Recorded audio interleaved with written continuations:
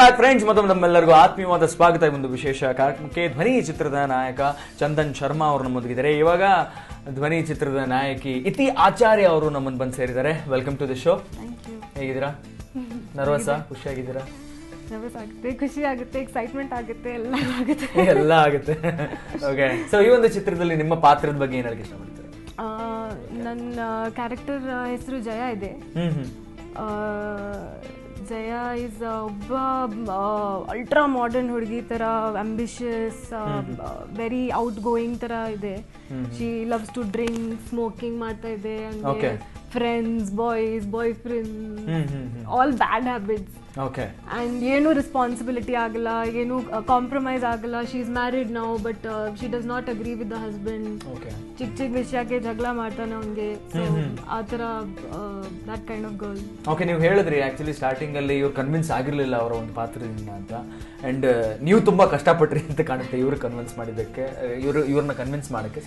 How did that happen? Actually to tell you one thing very honestly, Iti ಆಚಾರ್ಯಕ್ಕಿಂತ ಮುಂಚೆ ಒಂದಿಷ್ಟು ಜನರನ್ನ, ಹೆಣ್ಮಕ್ಕಳನ್ನ to be a part of the cinema in Jaya's character, Iti Acharya play ಮಾಡಿರೋ ಕ್ಯಾರೆಕ್ಟರ್ಗೆ ಕೇಳಿದಾಗ everybody were like, oh sir, ಇದು ನಮ್ಮ ಇಮೇಜ್ಗೆ ಏನು ಆಗಲ್ವಾ sir, it's a negative role, ಹಾಗೆ ಹೀಗೆ ಅಂತೆಲ್ಲ ಅಂದ್ರು. I told them, see this is a movie, ಇದು ಕಲೆ, it's an art.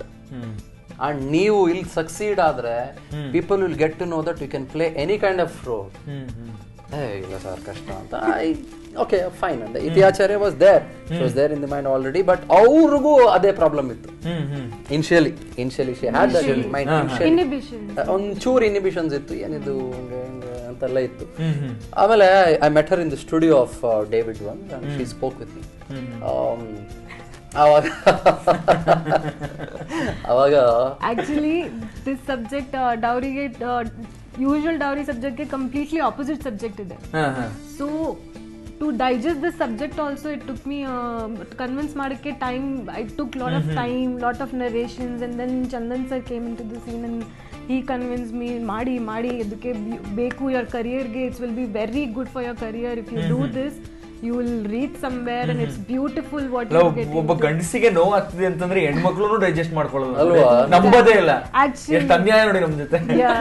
Movies like Pink, rape subjects, Queen, all women empowerment, women oriented subject ಗೆ one we are, this is gandu oriented subject. That was confusion. ಮತ್ತೆ ನನ್ನ character very negative girl, but while I was playing I realized that maybe somewhere or the other modern day generation, modern girls are 80-90% close to Jaya. Somewhere in our modernization we forget our values, we forget family, emotions. So ಒಟ್ಟಿನಲ್ಲಿ ಈ ಒಂದು cinema ಒಪ್ಕೊಂಡು ನೀವು ಮಾಡಿರೋದಕ್ಕೆ ನಿಮಗೆ thanks ಹೇಳ್ಬೇಕು. ಯಾಕೆಂತಂದ್ರೆ ಗಂಡಸನ ಒಂದು empowerment ಗೆ ನೀವು ಹೆಲ್ಪ್ ಮಾಡಿದೀರಾ. ಅವ್ರ ಫ್ರೆಂಡ್ಸ್ ಏನ್ ಹೇಳಿದ್ರು ಕೇಳಿ, after getting to know that she has acted in the movie and after she watched the movie in BIFFES, what did your friends say? Ask her ಕೇಳಿ. Actually Chandan sir is already very big superstar. I haven't been staying in Bangalore much, so I was not aware initially who's this. He's not superstar of Kannada or something like that, but after my movie came out, my friends told, hey, you're acting with Chandan Sharma.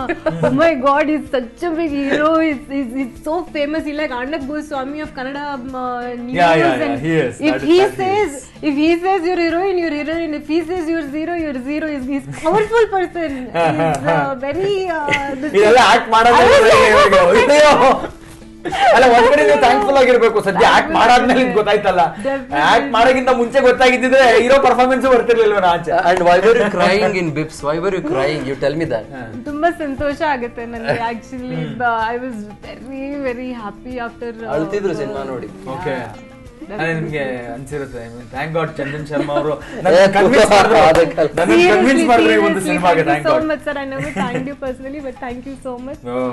ಒಬ್ರನ್ನೊಬ್ರು thanks ಮಾಡಕ್ಕೆ ಈ ಒಂದು ವೇದಿಕೆ ಸರಿಯಾಗಿ ಸಜ್ಜಾಗಿದೆ ಅಂತ ನನಗೆ ಅನಿಸ್ತಾ ಇದೆ. ಓಕೆ, ಇನ್ನು ಸಾಕಷ್ಟು ವಿಷಯಗಳ ಬಗ್ಗೆ ಮಾತಾಡೋಣ. ಅದಕ್ಕಿಂತ ಮುಂಚೆ ಒಂದು ಸಣ್ಣ ವಿರಾಮ, ಶಾರ್ಟ್ ಬ್ರೇಕ್.